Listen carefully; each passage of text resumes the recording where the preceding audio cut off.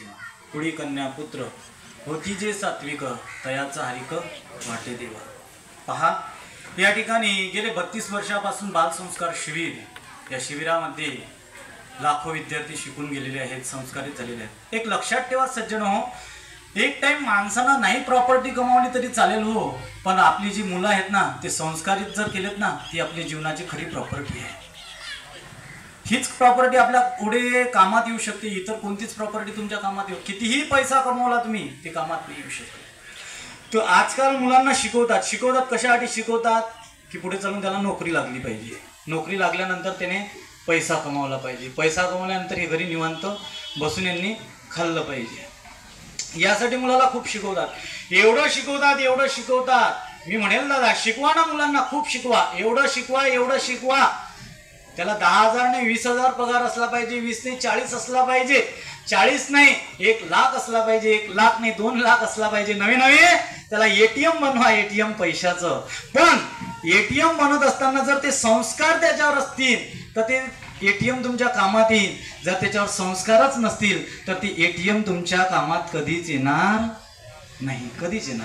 आणि तेच संस्कार आपण घरी तर देऊ शकतो, पण तेच संस्कार या बालसंस्कार शिबिरातून, जे बालसंस्कार शिबिर कित्येक वर्षापासून राष्ट्रसंत तुकडोजी महाराजांकडून या ठिकाणी चालत आले आहेत, ते संस्कार जर पाहिजे असतील ना दादा, तर ते संस्कार फक्त बालसंस्कार शिबिरातून मिळतील. आणि बालसंस्कार शिबिरातून संस्कार मिळाल्यानंतर त्या संस्काराची जोपासना करून घेणं. आता हे संस्कार शिबिर आहे. हे संस्कार शिबिर 15 दिवसानं 1 महिना आहे. 1 महिन्यानंतर तुम्ही सर्व तुमची मुलं घेऊन जाल, बरोबर आहे ना? इथंच ठेवा नाही, घेऊन गेल्यानंतर त्या मुलांवर जे संस्कार टाकलेले आहेत, जी प्रार्थना असते, योगासनं असतात, ग्रामगीतेचं वाचन असते, हे सर्व तुम्ही घरी सुद्धा करून घ्या.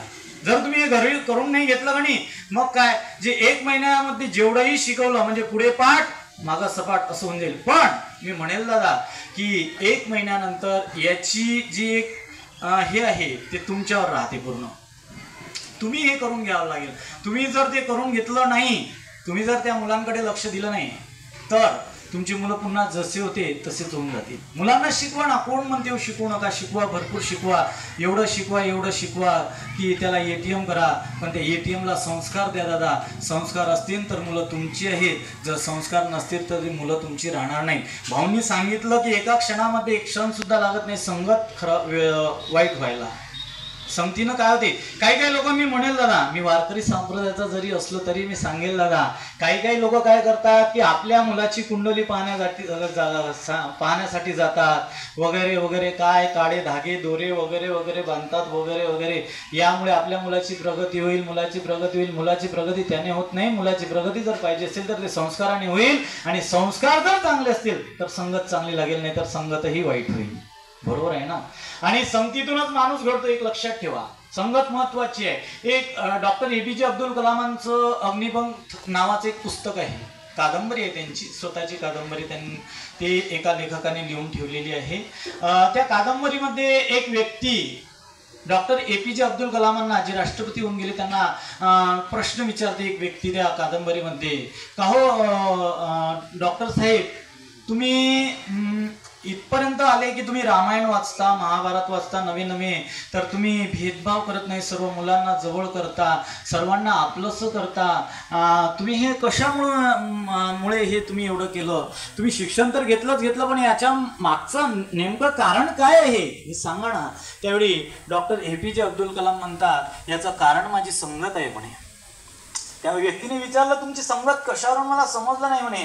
त्यावेळी सांगतात डॉक्टर APJ अब्दुल कलाम की बाबा, ज्यावेळी मी माझ्या गावामध्ये राहत होतो त्यावेळी माझ्या गावचे जे पुजारी आहेत म्हणे, रामनाथ नावाचे जे पुजारी होते म्हणे, रामेश्वर आहे 12 ज्योतिर्लिंगामधलं एक ज्योतिर्लिंग रामेश्वर नावाचं, त्या रामेश्वराच्या मंदिराचा जो पुजारी होता, त्या पुजाऱ्याचा मुलगा आणि डॉक्टर APJ अब्दुल कलाम हे एकाच वर्गात शिकायला होते, एकाच वर्गात शिकायला होते, एकाच बेंचवर बसायचे आणि एक जवळजवळ चांगले सवंगडी होते.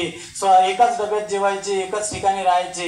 राहता राहता राहता राहता डॉक्टर APJ अब्दुल कलाम त्या पुजाऱ्याच्या मुलासोबत त्याच्या घरी जायचा, त्याच्यासोबत खेळायचा, तो रामायण वाचताना दिसायचा, वगैरे वगैरे ग्रंथ वाचताना दिसायचा, नवीन नवीन संस्काराची जोपासना करताना दिसायचा. आणि त्यामध्ये सोबत सोबत राहता राहता डॉक्टर APJ अब्दुल कलाम सुद्धा म्हणतात की बाबा रे, मी जे काही शिकलो म्हणे ते फक्त आणि फक्त माझ्या मित्राच्या संगतीमुळे झालो. एक लक्षात ठेवा, तुम्ही कुठंही गेले, कितीही धागे बांधले, कितीही दोरे बांधले, काही काही काही केलं तरी तुमच्या मुलाचं ते संगतीवर खूप अवलंबून असते, संगतीवरच जीवन अवलंबून असते. एक लक्षात ठेवा, इतर कशानेच काही होणार नाही, संगतीवर जे अवलंबून आहे ते इतर कशावरच नाही. म्हणून संगत चांगली पाहिजे बाबा.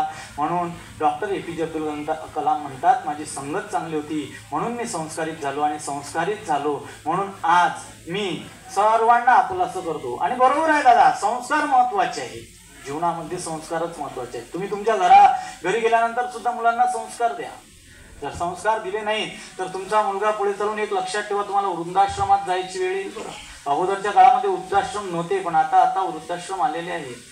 मुलांना तुम्हाला असं वाटत असेल ना, मुलगा आपलासा झाला पाहिजे, मुलगा चांगला झाला पाहिजे, मुलाने आपल्या म्हातारपणामध्ये आपली काठी झाला पाहिजे, संस्कार द्या. संस्कार द्याल तर तो मुलगा तुमचा, जर संस्कार नसेल तर मुलगा तुमचा राहणार नाही. एक लक्षात ठेवा. म्हणून संस्कार महत्वाचे आहेत. एक लक्षात ठेवा, हे बाल संस्कार शिबिर आहे नवे नवे. हे बाल संस्कार शिबिर नाही तर हा माणसाला माणूस बनवण्याचा कारखाना आहे. इथूनच माणूस बनतो, इथूनच माणूस घडतो. आणि हे जर असेल त्याच्या जीवनामध्ये, संस्कार जर असतील तर तो खरंच माणूस बनतो.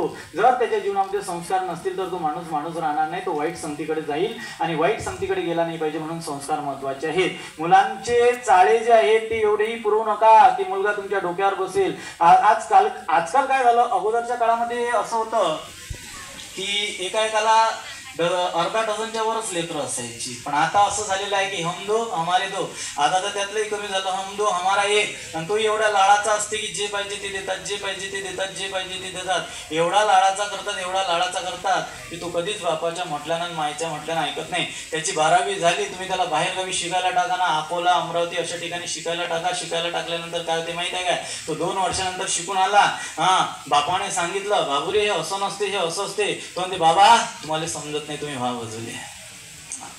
ज्या व्यक्तीनं म्हणजे एवढे वर्ष काढले, उन्हाळे हिवाळे पाहिले, त्याला ते मुलं म्हणतात की तुम्हाला समजत नाही, तुम्ही व्हा बाजूला.